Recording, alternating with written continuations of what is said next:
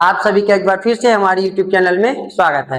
आज हम देखेंगे प्रश्न नंबर 7 को। प्रश्न 7 ये कहता है कि AB कोई एक वृत्त का व्यास है। AB क्या है? कोई वृत्त का व्यास है। उसमें से A का निर्देशांक आपको ज्ञात करना है, जबकि हमें B का निर्देशांक बताया गया है। ठीक है, अब आप पहले ये जानिए कि व्यास क्या होता है। जब कोई वृत्त हो, उसके परिधि के एक बिंदु से दूसरे बिंदु तक जो रेखा केंद्र से होकर जाती है, उसी को हम क्या कहते हैं? व्यास कहते हैं। जैसे कि ये एक वृत्त हो गया, इसका ये केंद्र हो गया। अब देखिए, परिधि के एक बिंदु से ये दूसरे बिंदु तक परिधि के आ गया। मान लीजिए ये ए है और ये क्या है?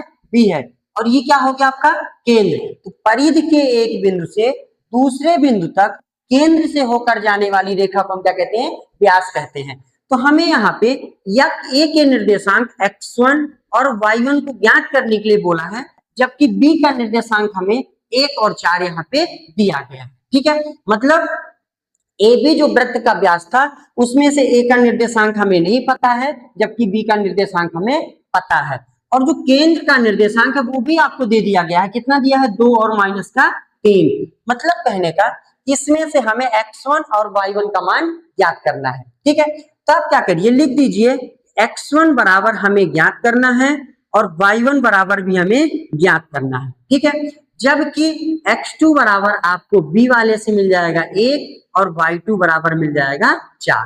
ठीक है, और जो O के निर्देशांक हैं ये कहलाएंगे विभाजन बिंदु निर्देशांक।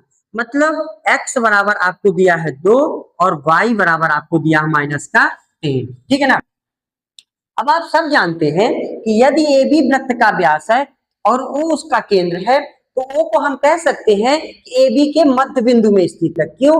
क्योंकि जितनी यहाँ OA त्रिज्या होगी उतनी ही OB त्रिज्या होगी, क्योंकि एक वृत्त की जितनी भी त्रिज्याएं होती है वो सब क्या होती हैं? बराबर होती हैं। और एक चीज ये भी कह सकती हो कि व्यास जो होता है त्रिज्या का 2 गुना होता है। मतलब जितना आपका OA उतना ही आपका OB, इन दोनों को जोड़कर AB बना है, वो इस वृत्त का व्यास हो गया। ठीक है, इसमें हम विभाजन सूत्र का यूज नहीं करेंगे, इसमें हम मध्य बिंदु के निर्देशांक का यूज करेंगे। क्योंकि जब कोई भी आपको विभाजन बिंदु मध्य में स्थित पता चल जाए तो आप क्या करोगे? उसमें मध्य बिंदु का फॉर्मूला लगाओगे। आप लिखोगे मध्य बिंदु के निर्देशांक। इसमें कौन सा फॉर्मूला लगाएंगे? मध्य बिंदु के निर्देशांक वाला। ठीक है, तब आप क्या करोगे? इसमें x बराबर जो फॉर्मूला होता है x1 प्लस x2 बटे 2। क्या होता है? x बराबर x1 प्लस x2 बटे 2। ठीक है, अब x आपको दिया है, देखिए 2 बराबर x1 आपको नहीं पता है, x2 आपको पता है, बटे में आपका 2। अब इस 2 के बटे में कुछ नहीं तो क्या मान लोगे? 1। अब इस 1 का गुणा इन दोनों से होगा तो x1 प्लस 1 आ जाएगा। इस 2 का गुणा इस 2 से होगा तो 2 दूनी क्या हो जाएगा? 4। यहाँ पे तिर्यक गुणा हो गया, इसका गुणा हमने इधर कर दिया और 1 का गुणा इन दोनों से कर दिया। तो 1 का गुणा की थी वही आ गया और 2 का 2 से हुआ तो 4 आ गया। अब देखिए x1 को आप यही रहने दीजिए, 4 आपका वही है, ये प्लस 1 है, बराबर किधर जाएगा तो क्या हो जाएगा? -1। x1 बराबर आपको क्या मिल गया? 3। ये हमें x1 का मान मिल गया। ठीक है, इसी तरह हम y के फॉर्मूले यूज करके y का मान निकाल लेंगे। जैसे y1 प्लस y2 बटे 2, ये इसका फॉर्मूला होता है। y का मान दिया है -3, y1 का मान ज्ञात करना है, y2 का मान आपको दिया है 4, अब बटे में आपको क्या हो जाएगा? 2। अब इस 3 की बटे में कुछ नहीं तो क्या लिख सकते हो? 1। क्यों? क्योंकि 3 का अगर 1 से भाग दोगे तो -3 ही आएगा। ठीक है, अब इस 1 का गुणा फिर से y1 प्लस 4 से होगा तो y1 प्लस 4 आ जाएगा। इस 2 का गुणा -3 से होगा तो माइनस का 6 आ जाएगा, 2 तिहाई 6।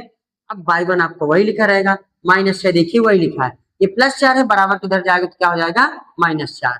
y1 बराबर -6 और -4 मिला के हो जाएगा माइनस का 10। ये हमें y1 का मान मिल गया, ये हमें x1 का मान मिल गया। तो हम लास्ट में लिख सकते हैं, अतः ए के निर्देशांक क्या मिल गया? 3 -10 हैं। हमें ए का निर्देशांक 3 और -10 मिल गया। ठीक है, एक बार और देखिए, आपको ए भी एक व्यास था, उसमें से ए का निर्देशांक ज्ञात करना था, जबकि बी का निर्देशांक यहाँ पे दिया गया था, और जो इसका केंद्र था उसका भी निर्देशांक 2 और -3 दिया था। ए का मान हमें x1 y1 निकालना था, बी से हमें x2 और y2 मिल गया। जो केंद्र के निर्देशांक थे 2 और 3, वो एक x का काम करेगा, वो एक y का काम करेगा। हमने मध्य उनके निर्देशांक का फॉर्मूला लगाया, क्यों? क्योंकि जो कभी किसी रेखा के विभाजन बिंदु जो है केंद्र में रहे, मतलब सेंटर में रहे, आधा रेखा इधर है आधा रेखा इधर है, मतलब कहिए कि अनुपात बराबर हो विभाजन बिंदु के, तो हम मध्य बिंदु के निर्देशांक का फॉर्मूला लगाएंगे। x बराबर x1 प्लस x2 बटे 2 होता है।